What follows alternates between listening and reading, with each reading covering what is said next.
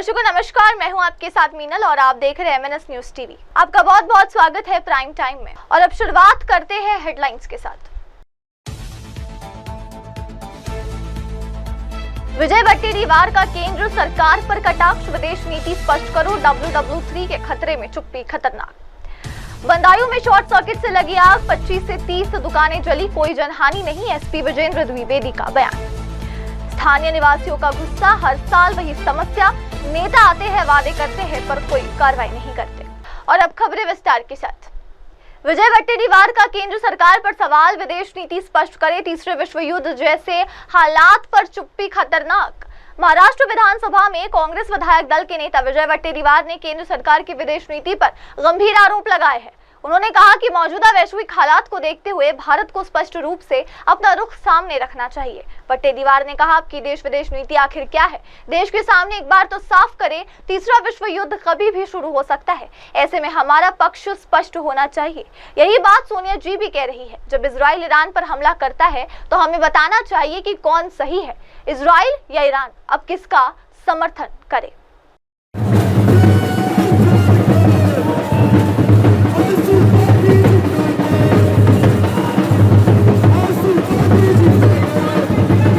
झारखंड की अस्मिता, झारखंड की पहचान, झारखंड का अस्तित्व और झारखंड को आत्मनिर्णय का अधिकार मिले, इसके लिए लड़ाई लड़े थे। आत्मनिर्णय का अधिकार अलग राज्य के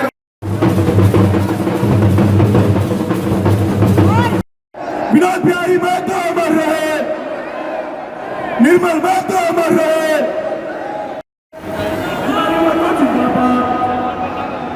तिवारी महतो जिंदाबाद, सही जिंदाबाद।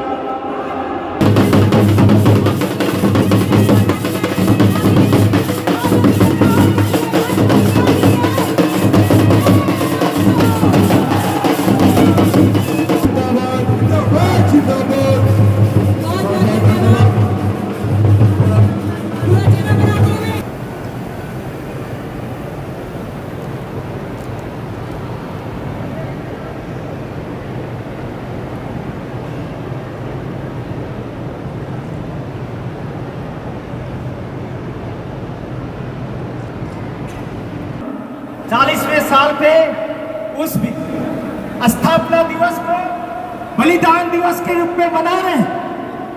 आज का दिन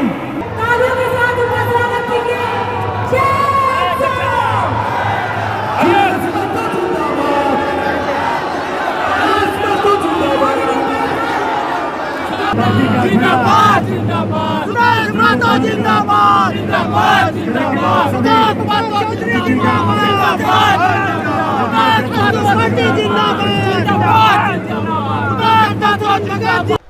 आइए अब देखते हैं अगली खबर पर। शॉर्ट सर्किट से लगी आग, 25 से 30 दुकानें जलकर खाक। उत्तर प्रदेश के बदायूं जिले में एक बड़े बाजार क्षेत्र में आग लगने की घटना सामने आई है।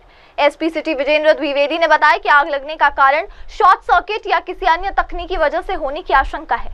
उन्होंने कहा लगभग 25 से 30 दुकानें इस आग की चपेट में आ गई, लेकिन अब स्थिति पर पूरी तरह काबू पा लिया गया है। दमकल की कई गाड़ियां मौके पर मौजूद है और राहत कार्य जारी है। देखिए, ये जो इजराइल और ईरान का युद्ध है, अब देखिए इसमें अमेरिका के भी एंट्री हो गई है। ये बात अलग है कि अभी 2-3 दिन पहले तक ऐसा लग रहा था कि अमेरिका इससे अपने को सीधे इन्वॉल्व नहीं होगा, लेकिन वो बार बार ईरान को ये बात चिता रहा था कि इसको ईरान जो है वो इजराइल पर जो हमले कर रहा है उसको रोके और अपनी जो उनका परमाणु कार्यक्रम है उसको रोके। इसको लेकर के पहले से काफ़ी दिनों से ये बात चल रही थी, लेकिन अमेरिका इस समय आज अचानक उसका इस युद्ध में एंट्री लेना ये भविष्य के लिए ठीक नहीं है। अगर ईरान अभी बहुत जल्दी इसको बातचीत के जरिए हल करने की कोशिश नहीं करता या जवाब देने की कोशिश करता, तो देखिए अगर दोनों की मिलिट्री स्ट्रेंथ की बात करें तो अमेरिका के सामने तो देखिए ईरान की स्थिति उस लेवल की नहीं है, ये जानते हैं। लेकिन जो इज़राइल के साथ इनका युद्ध चला, इसमें इज़राइल ने जहां इज़राइल का नुकसान हुआ है तो वहां पर ईरान का भी काफ़ी नुकसान हुआ है। आप देखिए इज़राइल के हमलों में ईरान के तमाम जो वैज्ञानिक हैं, उनके जो रक्षा के अधिकारी हैं, डिफेंस के ऑफिसर्स हैं, उनकी हताहत हुआ है। आइए देखते हैं अब अगली खबर। स्थानीय निवासी बोले, ये एक बार की नहीं हर साल की समस्या है। दरअसल आग की घटना के बाद इलाके में अफरा तफरी का माहौल बना रहा है। मौके पर मौजूद एक स्थानीय निवासी ने गुस्से और निराशा के सुर में कहा, ये कोई एक बार की समस्या नहीं, हम हर साल इसी संकट का सामना करते हैं। हर साल कोई ना कोई नेता या अधिकारी आता है, वादा करता है और समाधान होगा, कुछ करेगा, लेकिन कभी कुछ नहीं कर पाता। स्थानीय लोगों का कहना है कि बाजार क्षेत्र में बार बार आग लगने की घटनाएं होती रही, लेकिन न तो पुख्ता सुरक्षा इंतजाम किए गए और न ही कोई स्थायी समाधान निकाला गया। लोगों ने प्रशासन से मांग की है कि अब सिर्फ आश्वासन नहीं, ठोस कार्रवाई की जरूरत है। उनकी सहयोग राशि को 400 से बढ़ाकर 1500 की है। नीतीश कुमार जी के नेतृत्व में एनडीए की सरकार, मैं उनको धन्यवाद देता हूं, आभार व्यक्त करता हूं कि 3 गुना लगभग आपने सामाजिक सुरक्षा पेंशन को बढ़ाया। 1100 लगभग 3 गुना, 1100 लगभग 3 गुना, 400 से 1100 लगभग 3 गुना उन्होंने बढ़ाया। इसके वो भी कह रहे कि एसबीआई का मान पूरा हुआ है। नहीं, यह सरकार पेंशन के कारण पेंशन नहीं बढ़ाई है। पेंशन बढ़ाने से तेजस्वी जी को टेंशन हो गया है, इसलिए वो अलबलाए हुए हैं, व्याकुल हैं। और जो कभी बिहार का विकास नहीं चाहा, गरीबों का कल्याण नहीं चाहा, जब बिहार का विकास हो रहा है और गरीबों का कल्याण हो रहा है, तेजस्वी जी टेंशन में है। यहाँ गरीबों के साथ न्याय हुआ है। और अब अगली खबर। केंद्रीय मंत्री जयंत चौधरी वाराणसी पहुंचे, स्किल इंडिया इंटरनेशनल सेंटर का किया दौरा। केंद्रीय मंत्री जयंत चौधरी ने वाराणसी में अपने विभाग के तहत आने वाले संस्थानों का दौरा किया और स्किल इंडिया इंटरनेशनल सेंटर की कार्यप्रणाली की सराहना की। उन्होंने इसे अपने लिए सौभाग्य की बात बताया कि उन्हें इस महत्वाकांक्षी परियोजना का निरीक्षण करने का अवसर मिला। उन्होंने कहा, ये एक बहुत ही महत्वाकांक्षी project skill India international centre लागू किया गया है। इस केंद्र में विद्यार्थी ऐसे व्यावसायिक प्रशिक्षण प्राप्त कर सकते हैं जिससे उन्हें रोजगार मिल सके। साथ ही भाषा की ट्रेनिंग भी दी जा रही है।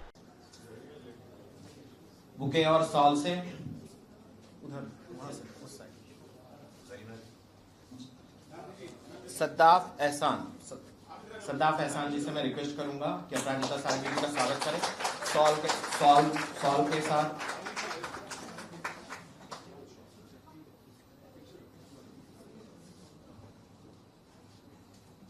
मैं सदैव से ही रिक्वेस्ट करूंगा कि वो साजिया अलवी जी का कार्यक्रम में औपचारिक तौर पर स्वागत करें।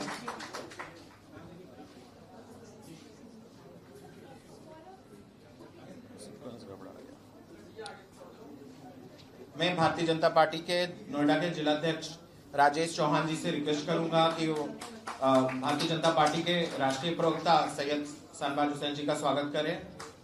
राजेश चौहान जी।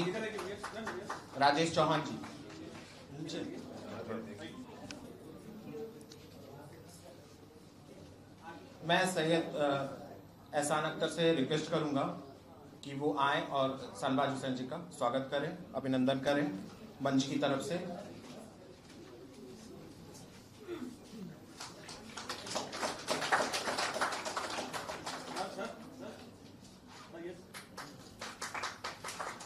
मैं सैयद मजहर आलम जी से रिक्वेस्ट करूंगा कि वो आए और केजी सुरेश जी का स्वागत करें। केजी सुरेश जी पूर्व कुलपति माखनलाल चतुर्वेदी विश्वविद्यालय और वर्तमान में इंडिया हैबिटेट सेंटर के डायरेक्टर हैं, वरिष्ठ पत्रकार और विचारक रहे हैं, विवेकानंद इंटरनेशनल फाउंडेशन से भी जुड़े रहे हैं।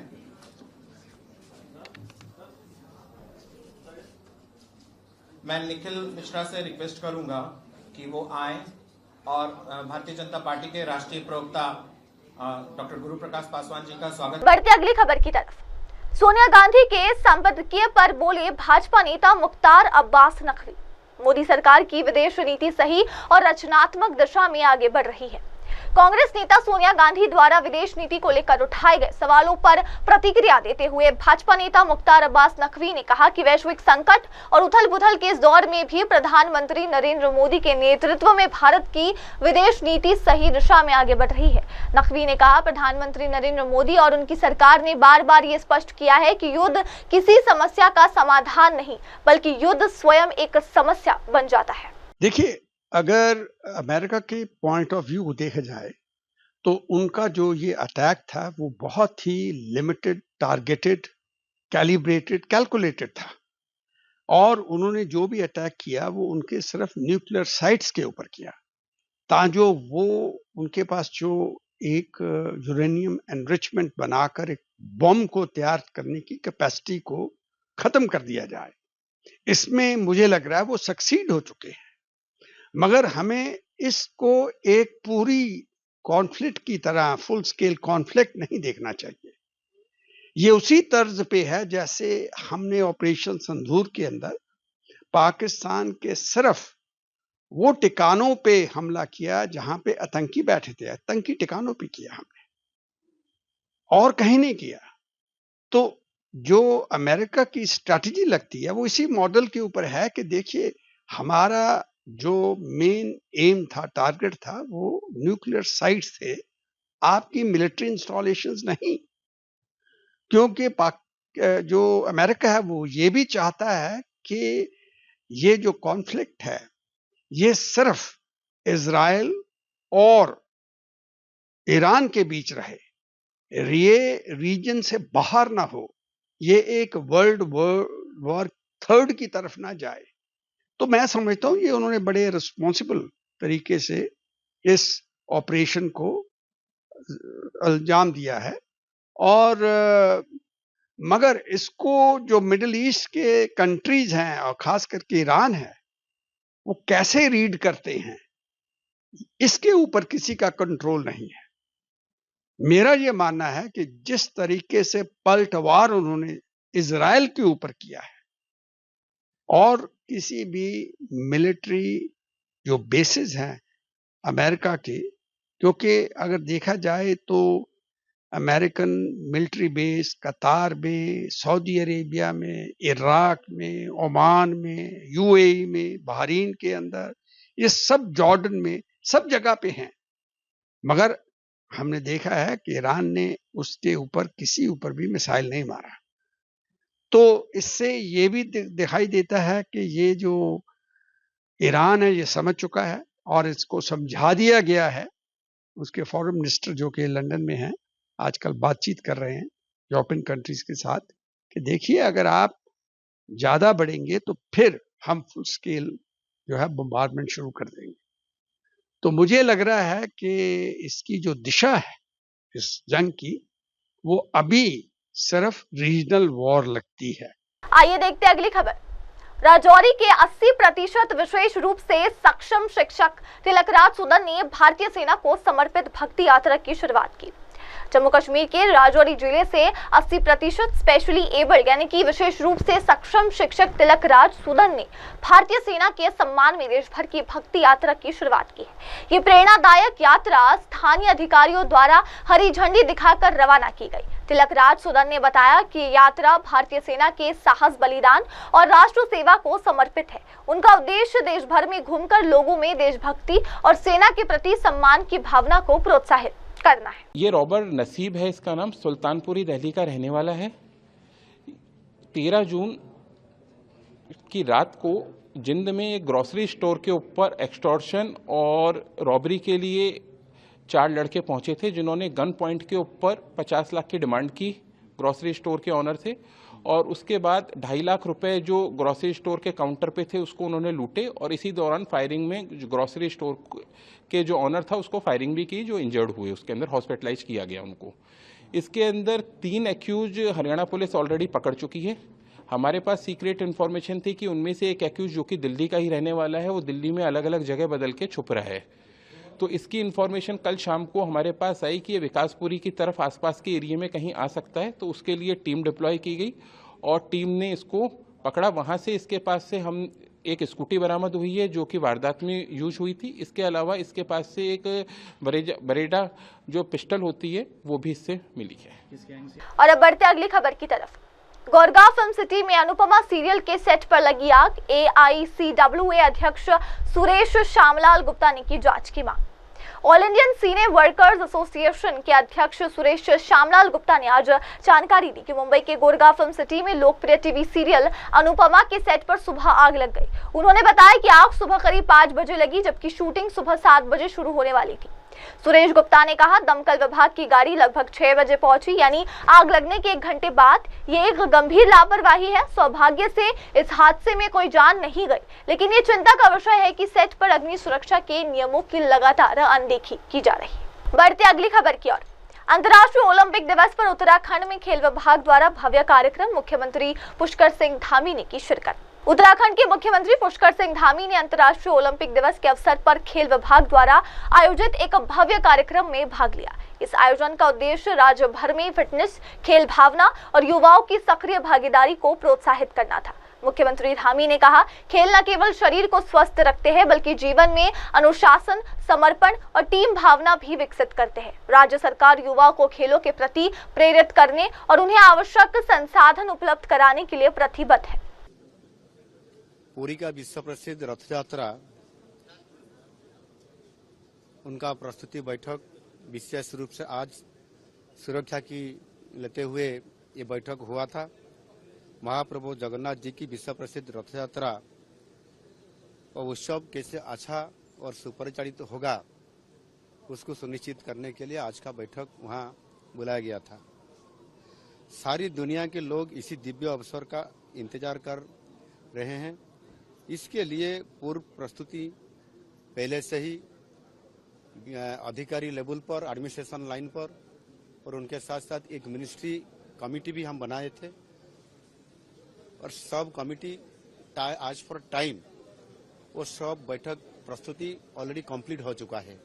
आज फाइनल बैठक था सुरक्षा की लेते हुए मेरे अध्यक्षता के बारे में, और निश्चित रूप से हमने पूरी विश्व प्रसिद्ध रथ यात्रा से सुचारू रूप से संपन्न उसको किया जाएगा। उसी आधार पर हमने आज डिटेल उसके ऊपर टिप्पणी किए हैं। वर्ष का रथ यात्रा को संपूर्ण भावे कैसे वो इंसिडेंट फ्री होगा। इंसिडेंट फ्री मतलब अघटन मुक्त होगा, कोई अघटन ना घटे। इसी आधार पर हमने पूर्व प्रस्तुति का साथ हर सालों का जैसे हमको एक्सपीरियंस कोई मिल रहा है कि कुछ ना कुछ तो कारण घटता जा रहा था, इसी आधार पर हमने कोई भी घटना ना घटे, इसी आधार पर देखते हुए सुरक्षा दृष्टि को और कड़ाकड़ी करते हुए, जैसे हमारा वहाँ महासमुद्र है, वहाँ भी हमने कोस्ट गार्ड को प्रस्तुत करते के साथ और ज़्यादा से ज़्यादा केंद्र सुरक्षा बल को हमने बुलाई है। इसी आधार पर वो कार्यक्रम को सुनिश्चित करने के लिए सारी प्रकार, जैसे हेल्थ बारे में भी, जैसे ट्रैफिक का जैसे भीड़ होता है उसको भीड़ कमाने के लिए, और ज़्यादा जैसे वेदर का देखते हुए कोई ज़्यादा गर्मी कैसे हो रहा है उसके आधार पर भी क्या कहा जा सकता है, सब आधार पर हमने प्रस्तुति संपूर्ण किए हैं। और आज जो बैठक था इसी आधार पर बेसिकली सिक्योरिटी पॉइंट में कैसे अच्छा रहे और कोई भी घटना ना घटे, इसी आधार पर फोकस करते हुए हम उसको फोकस किए हैं। और निश्चित रूप से हम महाप्रभु जगन्नाथ की कृपा से और उनका भरोसा से और उनका आशीर्वाद से हमने निश्चित रूप से अच्छा ढंग से ये रथ यात्रा उत्सव को, महाप्रभु जगन्नाथ की विश्व प्रसिद्ध रथ यात्रा को हम संपूर्ण कर सके कि इस आधार पर उनको ये प्रार्थना की है, निश्चित रूप से अच्छा ढंग से परिचालना होगा। नहीं, हमने तो न्योता दिए हैं, इनवाइट किए हैं, लेकिन अब तक क्लियरेंस आया नहीं। लेकिन कुछ अधिकारी लोग तो आ रहे हैं और कोई डेप्यूटी सीएम, मिनिस्टर लोग आ रहे हैं, लेकिन सीएम का बारे में अब तक क्लियर नहीं हुआ। निश्चित रूप से टाइम भी है, हमने भी उनके साथ कांटेक्ट कर रहे हैं, हमको इनवाइट किए हैं, लेकिन अभी जो परिस्थिति है उसी आधार पर वो कौन कौन आएंगे नहीं आएंगे हम निश्चित रूप से सही टाइम पर हम आपको बता देंगे। AI कैमरा ड्रोन जैसे हर साल में किया जाता है, इसी बार ज्यादा से ज्यादा हमने AI कैमरा को हमने लगाए हैं हर जगह पर जहां कोई भीड़ जाता रहता है और कोई इंसिडेंट होने का कोई संभावना है, और इसी आधार पर हमने ड्रोन कैमरा को भी हमने प्रस्तुत करते हुए उसका भी वहां प्रयोग कर रहे हैं। और भी हमने एक चिंता प्रकट किए हैं, जैसे कोई और घटना को सटीक ढंग से परिचालना करने के लिए हेलीकॉप्टर का भी हमने इंतजाम कर रहे हैं। निश्चित रूप से उनका भी उपयोग हम कर सकेंगे जब जरूरी पड़ेगा तो। और अब देखते हैं अगली खबर को। सपा से निष्कासन पर बोले विधायक राकेश प्रताप सिंह, फैसले का स्वागत करता हूं, अब पार्टी बहरियों के हाथ में है। समाजवादी पार्टी से निष्कासन के बाद विधायक राकेश प्रताप सिंह ने तीखी प्रतिक्रिया देते हुए कहा कि वो इस फैसले का स्वागत करते हैं और जिन लोगों ने ये निर्णय लिया है उन्हें धन्यवाद देते हैं। उन्होंने कहा, अब पार्टी में उन लोगों के लिए जगह बनी है जो सही काम करना चाहते हैं। हमने पार्टी के लिए मेहनत की, लेकिन अब इसे बाहर के लोग चला रहे हैं। PDA अब परिवार विकास प्राधिकरण बन गया है। राकेश प्रताप सिंह ने यह भी आरोप लगाया कि जब हिंदुत्व को कैंसर कहा गया और दूसरी बातें हुई, तभी से मामला बिगड़ने लगा। कि सबसे ज्यादा असुरक्षित माहौल महिलाओं और बेटियों के लिए भारतीय जनता पार्टी की सरकार में बन गया है। आए दिन अखबारों में देखने और सुनने को मिलता है कि छोटी छोटी बेटियों के साथ, बहनों के साथ, महिलाओं के साथ अन्याय होता जा रहा है।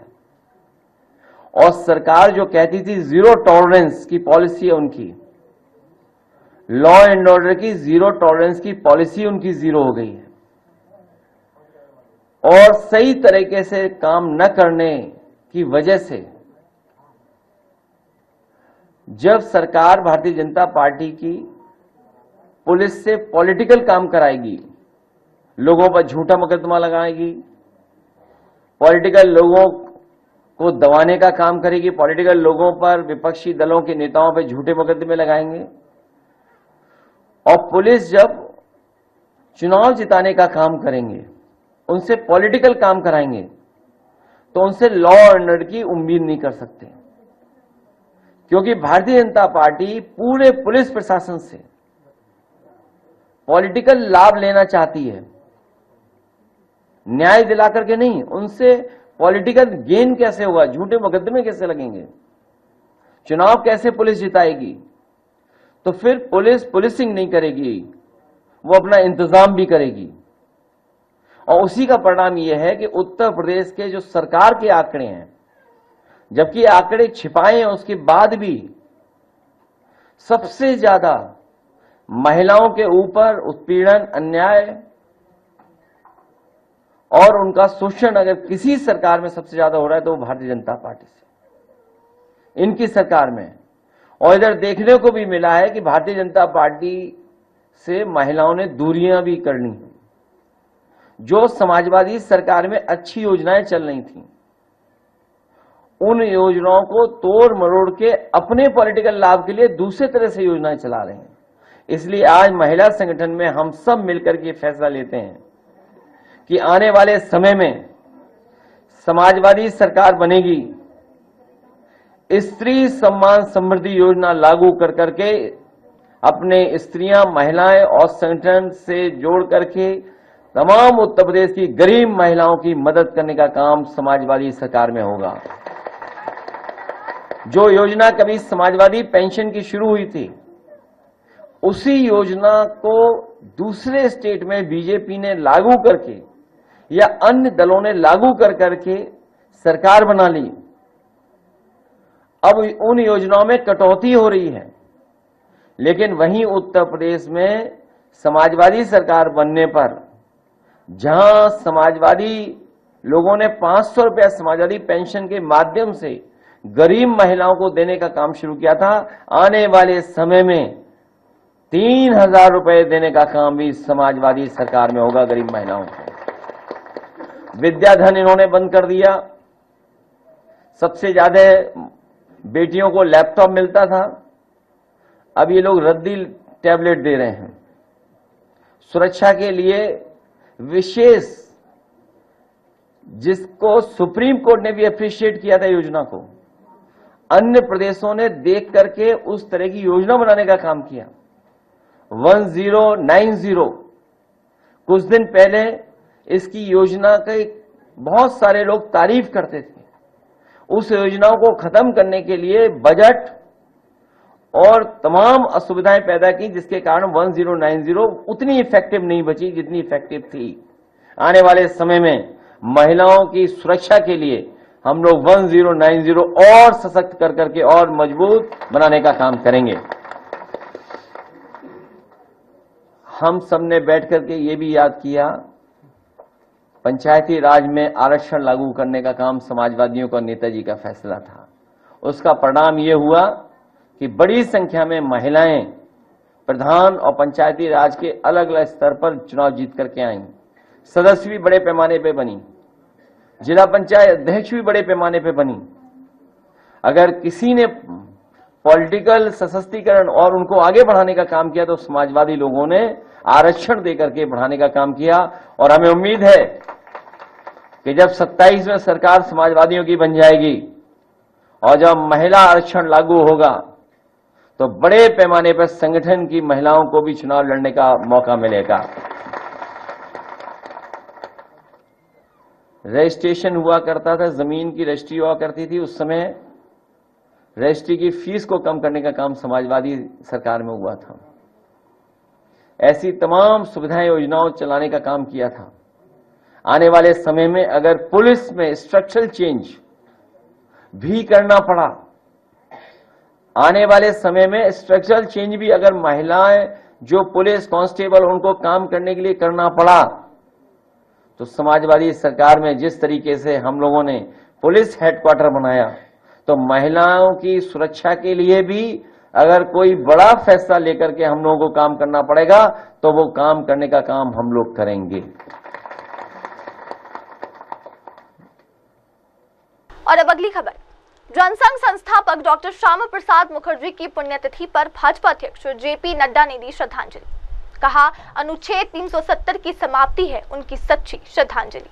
भारतीय जनता पार्टी के राष्ट्रीय अध्यक्ष जेपी नड्डा ने जनसंघ के संस्थापक डॉक्टर श्यामा प्रसाद मुखर्जी की पुण्यतिथि पर उन्हें श्रद्धांजलि अर्पित करते हुए कहा कि अनुच्छेद 370 का निरस्तीकरण डॉक्टर मुखर्जी को सम्मानित करने का एक सटीक तरीका है। नड्डा ने कहा, अनुच्छेद 370 की समाप्ति डॉक्टर श्यामा प्रसाद मुखर्जी को एक फिटिंग ट्रिब्यूट यानी कि उचित सम्मान देता है। उन्होंने ये भी बताया कि डॉक्टर मुखर्जी ने जम्मू कश्मीर को भारत के अभिन्न अंग बनाने के लिए अपना जीवन समर्पित किया था।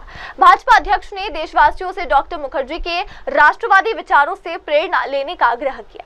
और अब अगली खबर, कांग्रेस सांसद इमरान मसूद ने कहा, ईरान के साथ खड़ा होना हमारा फर्ज, ये हमारी पुरानी मित्र है। कांग्रेस सांसद इमरान मसूद ने ईरान को लेकर अपना समर्थन व्यक्त करते हुए कहा कि भारत को ईरान के साथ मजबूती से खड़ा होना चाहिए। उन्होंने कहा, ईरान हमारा पुराना मित्र है, हमारे उनके साथ व्यापारिक संबंध और सांस्कृतिक जुड़ाव है, इसलिए इन मुश्किल समय में हमें ईरान के साथ खड़ा होना चाहिए। इमरान मसूद ने आगे कहा, ईरान ने हमला नहीं किया बल्कि ईरान पर हमला हुआ है। ईरान ने बताया कि उसकी सभी परमाणु कार्यक्रम अंतर्राष्ट्रीय एजेंसियों की निगरानी में है और निरीक्षण के लिए खुले हुए हैं। इसके बावजूद उस पर हमला किया जा रहा है, जो पूरी तरह दादागिरी है।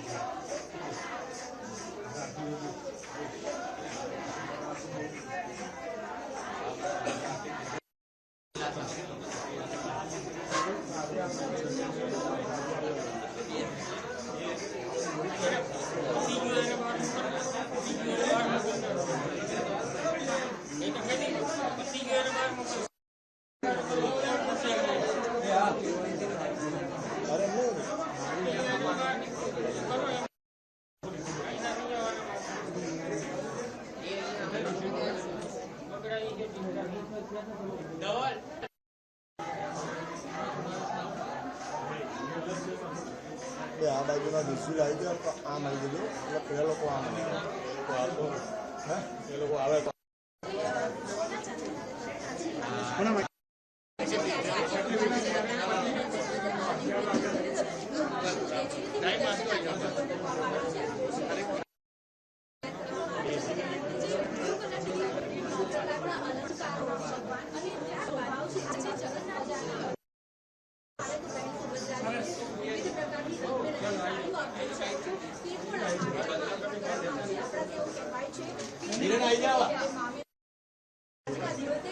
મોટી સંખ્યામાં ભાવિક ભક્તો જે છે તે મામીરાના દર્શનનો લાભો લેશે અને વિશેષ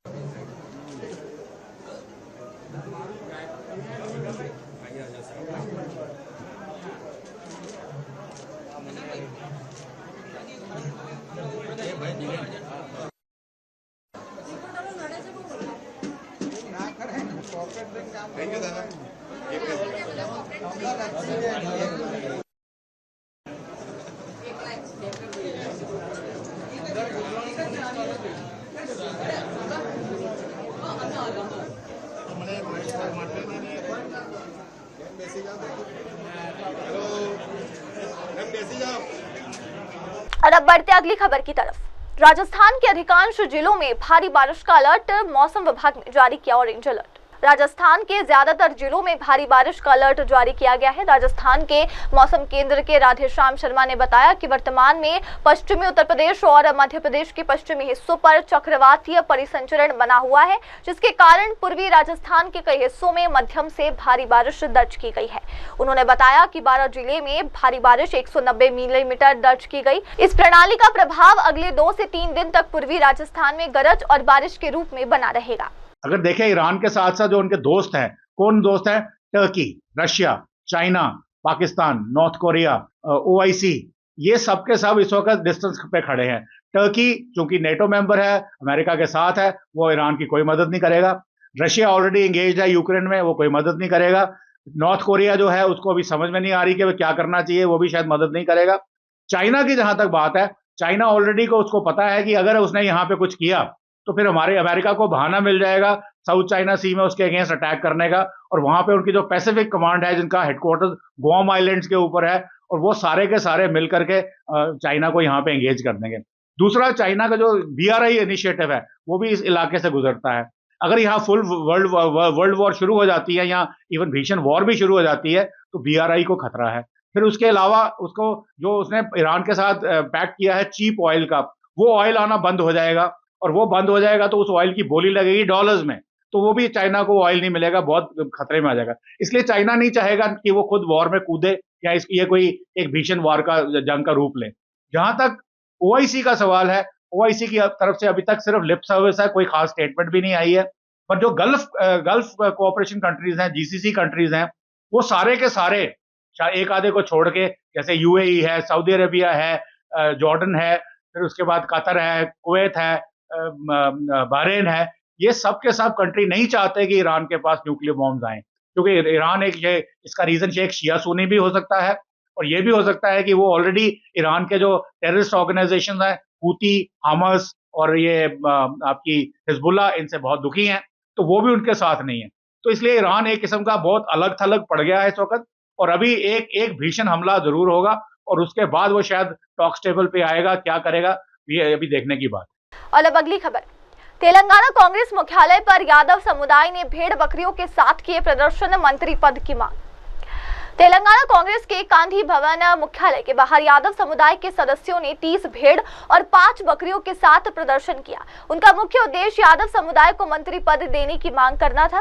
प्रदर्शनकारियों ने कहा, आज हमने गांधी भवन में तेलंगाना कांग्रेस मुख्यालय के सामने 30 भेड़ और 5 बकरियों के साथ प्रदर्शन किया। हम यादव समुदाय के लिए मंत्री पद की मांग कर रहे हैं। साथ ही हमने सरकार से ये भी पूछा कि हमारे भेड़ बकरियों का बीमा और इलाज क्यों नहीं किया जा रहा। क्या लग रहा है, आज संडे है लेकिन वेदर तो थोड़ा सा इंडियन बॉलर्स को मदद करेगी? थोड़ी सी विंडी लग रही है भैया, तो मेरे को लग रहा है बॉलर को थोड़ी मदद मिलेगी, लेकिन मैच के हिसाब से हमको ऐसा लग रहा है कि मैच ड्रॉ ही होने वाला है। जसप्रीत बुमराह के बॉलिंग के बारे में क्या बोलेंगे? कल ऐसा बॉलिंग 3 विकेट उन्होंने लिया, लेकिन ऐसा बॉलिंग कर रहे थे कि 4-5 विकेट ले सकते थे, कैच भी छूटा। आराम से आज का वेदर के हिसाब से उनको स्विंग मिलेगा और 2 विकेट और लेके 5 विकेट का मिनिमम लेंगे। इंडिया जीत सकती है यहाँ से? कंडीशन के हिसाब से डिपेंड है, अगर वो 20 विकेट लेंगे तो ही जीतेंगे, वरना वो ये मैच तो ड्रॉ ही जाने वाला है। और शुभमन गिल के बैटिंग के बारे में क्या कहेंगे? ऋषभ पंत, शुभमन गिल, लाजवाब, बढ़िया है। Who's your favorite cricketer in this Indian team? Shubman Gill. Shubman Gill has scored 100. So in his captaincy debut? So what is your take on that? What is your opinion on that? Shubman Gill's 100. I think that he can become the next Virat Kohli because he's already shown a great aptitude on being a captain and he's doing a great job. So Shubman Gill can become the next Virat Kohli. Yeah. And what about his captaincy so far? Whatever you have watched. I think he can also win the World Cup after Rohit Sharma. Obviously. I think that he can become a very good captain like Dhoni and he can become one of the great captains like Rohit Sharma and Dhoni. The overhead conditions are a bit cloudy. Do you think Jasprit Bumrah will get some help from the pitch? Yes, because there will be a bit of dew on the ground, so I think the swing will be a bit more. Do you think the overhead conditions will help the Indian bowlers? Fingers crossed. Yeah. Who is going to be the highest wicket taker for India according to you? Jasprit Bumrah or any other bowler? Boom.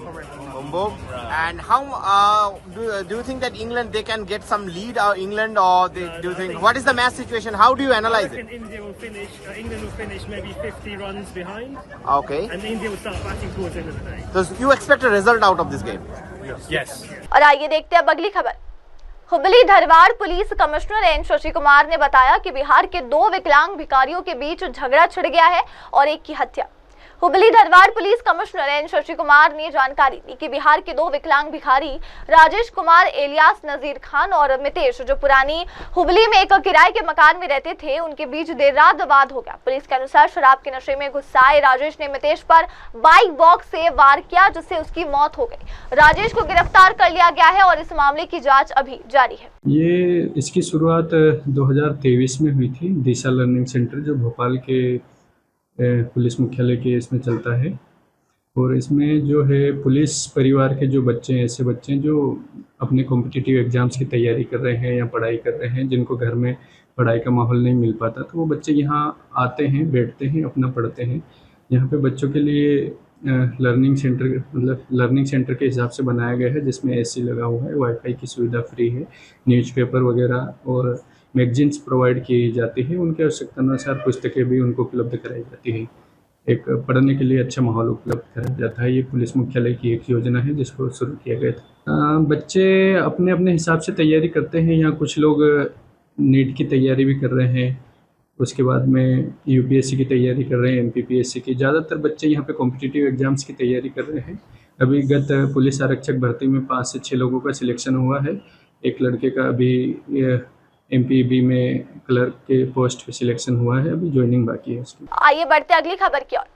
District magistrate Satyendra Kumar ने बताया 24 जून को होगी central zonal counselling की बैठक। गृह मंत्री और 4 राज्यों के मुख्यमंत्री होंगे मौजूद। जिला प्रशासन के DM सत्येंद्र कुमार ने जानकारी दी कि 24 जून को सेंट्रल जोनल काउंसिलिंग की बैठक आयोजित की जाएगी, जिसमें केंद्रीय गृह मंत्री और 4 राज्यों के मुख्यमंत्री हिस्सा लेंगे। इसके साथ ही भारत सरकार के गृह सचिव और अन्य सचिव भी बैठक में भाग लेंगे। उन्होंने बताया कि इस काउंसिलिंग का मुख्य उद्देश्य क्षेत्रीय सहयोग को बढ़ावा देना है और जहां आम एजेंडे पर आधारित महत्वपूर्ण क्षेत्रीय मुद्दों पर चर्चा होती है, बैठक में सामूहिक समाधान और रणनीतियों पर विचार विमर्श किया जाएगा। मैं बहुत ही आह्लादित हूँ कि प्रभु श्री राम के दरबार का भी आज दर्शन हुआ। बहुत ही सुंदर, बहुत ही भव्य बना है और मैं समझती हूँ कि राम जन्मभूमि ट्रस्ट ने जो यह बना दिया है कि रामलला के साथ हमने राम दरबार के भी दर्शन करें, तो कहीं ना कहीं सभी जितने सनातनी हैं उनका एक मंतव्य जो है पूरा करने का काम किया है। मैं सच में बहुत अभिभूत हूँ जी। और अब इसी के साथ लेते एक छोटा सा ब्रेक के बाद लौटेंगे और देखेंगे देश दुनिया की तमाम बड़ी खबरें। तब तक के लिए आप जुड़े रहे मेरी सहयोगी श्रद्धा के साथ और देखते रहिए MNS न्यूज TV। नमस्कार। नमस्कार, मैं हूं Abhishek Bachchan. Keep watching MNS news.